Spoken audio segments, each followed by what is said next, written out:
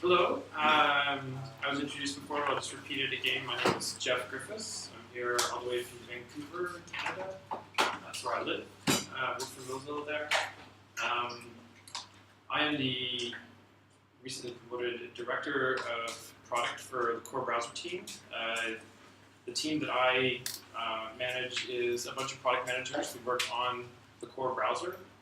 So Firefox, the desktop browser, Firefox or Android. I work with Joe on. I work with Cindy on desktop stuff, including preferences and onboarding, a lot of the Photon and Quantum projects that we've had. And as well, some people that work for me work on Test Pilot. Who's here heard of Test Pilot? Yes. Lots of cool new ideas that might work out as Firefox features. So Firefox screenshots came from Test Pilot, and a few other things. And then also Gecko itself. Product managers work for me, and they work on Gecko and the developer tools. And that sort of underlying technology. Pretty big job, pretty small team, but we have lots of help. We have an amazing engineering organization. So that's kind of what I do and what my team does, and they're pretty awesome. So about 2 years ago, I started working on this as opposed to just the developer tools. And Firefox at that point was not great. It was struggling to convert to multi-process architecture, and we knew it was slow, and we needed to figure out what we could do to fix it. And so we were already doing who knows what electrolysis is? You've ever heard of the word electrolysis around Mozilla? Mozilla electrolysis is the crazy code name we gave to, I didn't do it, the multi-process project, and I'll talk about that in a bit. But the multi-process project took years and years and years. It was started, and it was shut down, and then it was restarted again when we did Firefox OS, and it was a key part of Firefox OS, the underlying technology. And then when Firefox OS was underway, some people wanted to bring that back into desktop, and it took a really long time to sort it all out and make sure that it worked properly. I worked on the multi-process project starting about 2 years ago, a little more, and it took a very long time to ship. The first thing we did was we just did one process, and then it took us like almost another year to get to 4 processes, which is where we're at now.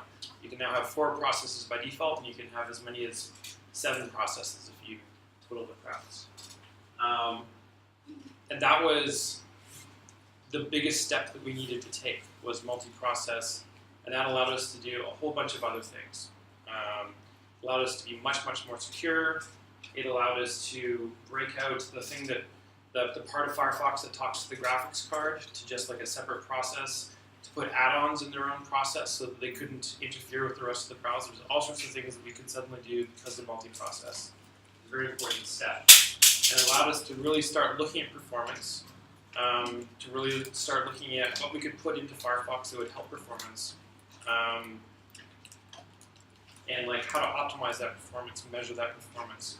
And so it's really been like the last year and a half, 2 years that we've been doing all this work, culminating in this sort of what we called it this quantum leap, like leaping forward in terms of performance. The reason why we thought this was important is we had done some research. We had gone out and asked people, why do you switch from this browser to that browser? We asked Chrome people why they switched to Firefox. We asked Firefox people why they switched to Chrome. Number one answer, the browser got slow. Performance is a feature. We knew that Firefox is slow, and if people are switching away from browsers to other browsers because of performance, we couldn't continue to have a slow browser and be successful or even be viable. So that's why we needed to catch up. And it worked. We're like 100% faster than we were 6 months ago. We put a ton of work into it. The team's very tired right now. Everybody's like, we just got an email from the CEO of Mozilla that says, guys, we're going to take extra time off at the end of the year because you deserve a break. And everybody's like, oh, thank God. We're doing so much work, but we're all very, very proud. And things like this is all English press, so you may not be able to read it, but there's headlines like, it's time to give Firefox another chance, or people saying online, Chrome definitely looks like an old man in comparison to Firefox team has done it so well, I'm truly impressed. Chrome's an old man, that's a problem. And this is a slide showing international press that I can't read because these aren't languages that I understand. I can only read English, but people tell me they're all positive things that people said about Firefox in the press. Is this mostly Chinese? Japanese. Yeah, so I don't speak either. And so this is this quantum leap that we took, and we're almost there, and it all comes down to next Tuesday. And so, as I said, we're 2 times faster. We have brand new UI, so it's not the curved tabs that you see across the top of the browser, which is showing, but it's a nice, sharp, and crisp Photon UI. And one of the things that we're doing is we have always had tracking protection in private browsing mode to block trackers from seeing what you're doing when you're doing private browsing. We're adding in, this is a late-breaking decision that we made, we've always wanted to add tracking protection to everyday browsing, and we're going to do that as an option in 57. You can go into preferences and enable tracking protection for all of your browsing. My boss's boss decided to do that. It's like, nope, the data looks good, let's do it. Even if advertising companies may not be happy with us, we're going to do it anyway because it's the right thing to do for users. And how do we measure all this? We used a benchmark called Speedometer 2. And you ask, like, did Mozilla come up with this benchmark? No, Apple came up with this benchmark. And Chrome has really adopted and improved this benchmark. And what this benchmark essentially is that there's a bunch of frameworks that people build websites in. And this benchmark takes all those frameworks and implements the same application, essentially a to-do list where you add things in and you mark them off as done. There's a project called To Do MVC that implements that same basic application in all the frameworks that are out there. And if you're a web developer, you know there's like probably too many frameworks to choose from at any one time. And so it just runs through all these frameworks and does the same application in all those things. And the results vary. There's some frameworks that are slow and some that are really fast, and they all have different approaches. But they represent how people build websites on the internet.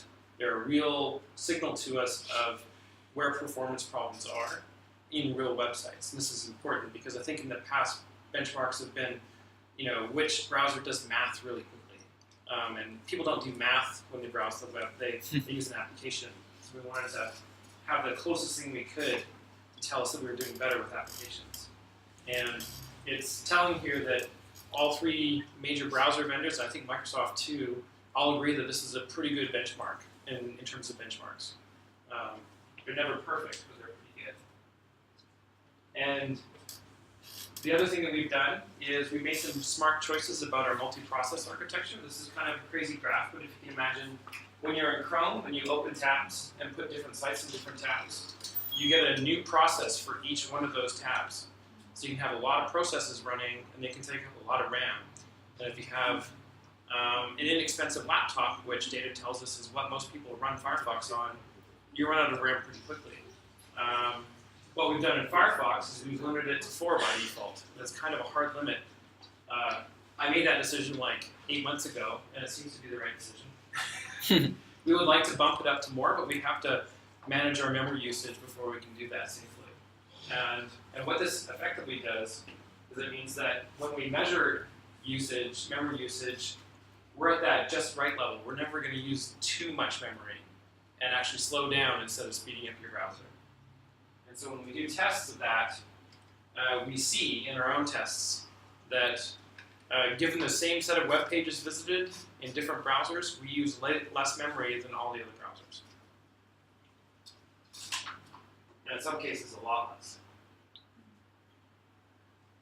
Okay, so this is a video. I'm not sure how to play. What did I do? Good. What's it? Right. Yeah. This video shows Firefox and Chrome loading different websites.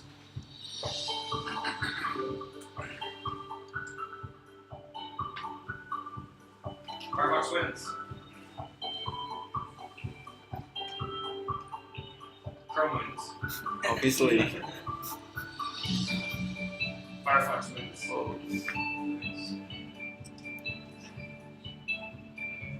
Chrome wins, just by a little bit.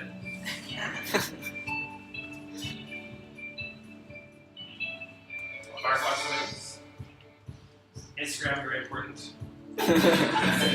For India. Chrome wins, just by a little bit.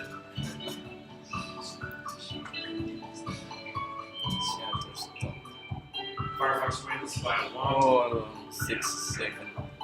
Yeah, you search, kind of importance. Chrome wins.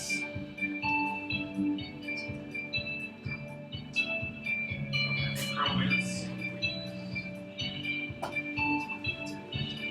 Firefox wins. So, it's pretty even. Like some sites were better, some sites they're better. You measured that 6 months ago, no comparison. We would have always been slower, pretty much.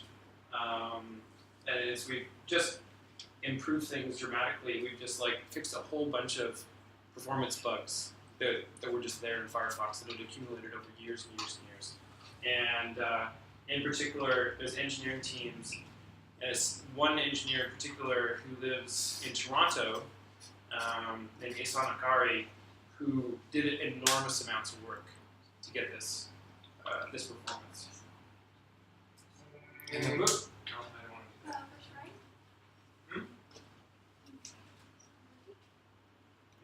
It's almost done that. So, one of the first conversations we had when we started the Firefox Quantum project was, we can't just make the browser faster because people might not notice. We have to make it look different. And then our design team was like, "Can we redesign it? Can we please do something with it?" They had had the design in Firefox for 5 years, I think since 2012, 2013 when Astralis came out, and they've been living with it. And because they're designers, they were like, "But we just have newer ideas now. We want to do cooler things. Let's just change the way it looks."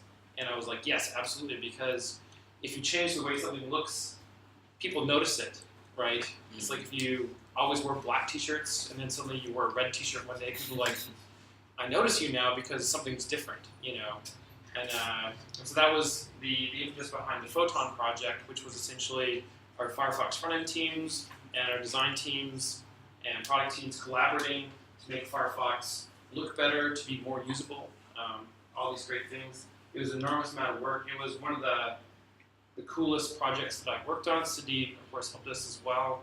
Totally redesigned the preferences in Firefox and worked on the onboarding. And this is something that we're doing that I'm really proud of, is that the first, 5 minutes when you're in Firefox Quantum, we trigger some things that we know that you're a new user, you just upgraded, but we just tell you everything that's changed. We show all the new menu items and everything like that. And we sort of ease you into it. It's like, okay, Firefox is different, but how is it different? It's like, well, here's how. Let's explain these things to you. Did anybody here work on localization in Bahasa, Indonesia? So you probably translated some stuff in the onboarding? Hopefully? Yeah. Good.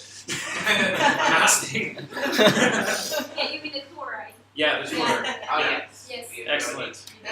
So I'm very grateful for that. Thank you very much, because that means that in Indonesia, when people upgrade to Firefox Quantum, they'll see all the new things in Firefox Quantum in Indonesian, which is really important to me, so that they'll understand hopefully, and they'll be excited by it.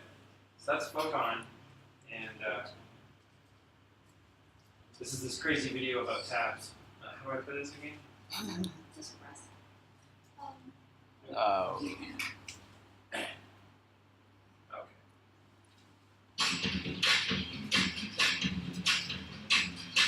Whoa.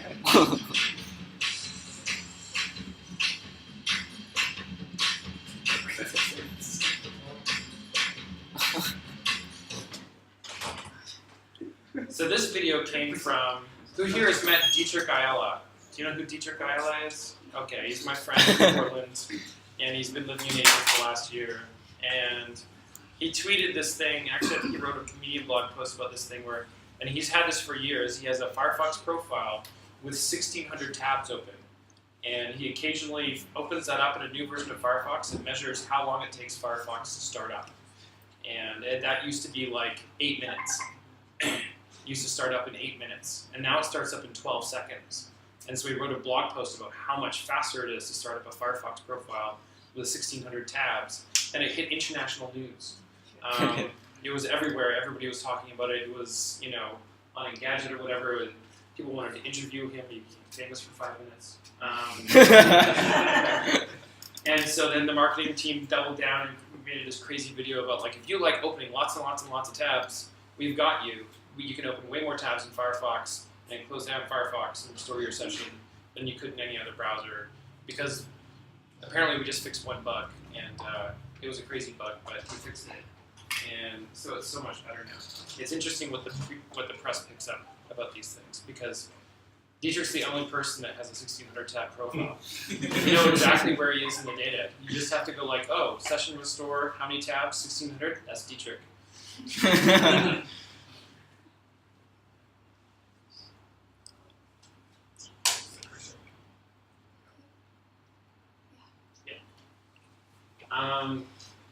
I mentioned private browsing mode before. This is just more about that. We've always had private browsing mode with tracking protection, but we have these cute little characters now. I just want to give a shout out to a fellow Canadian named Sean Martel, who's a very, very talented artist. He created the new Firefox logo. He created all those characters. He did that while he was a new father, and he was supposed to be on paternity leave. And so if you go to any error page in Firefox Quantum, there's like new critters, and they're all really cool. And I won't spoil the rest of it for you. So this is just private browsing with tracking protection again. But as I said before, you can enable tracking protection in Firefox Quantum for any kind of browsing, which is kind of amazing. And in our tests, it's a lot faster. We did a test that we're still waiting for the final data pack on, where we compared Chrome Incognito mode to Firefox with tracking protection in private browsing mode, and we are way faster than they are in that certain situation, because Firefox is loading a lot less things.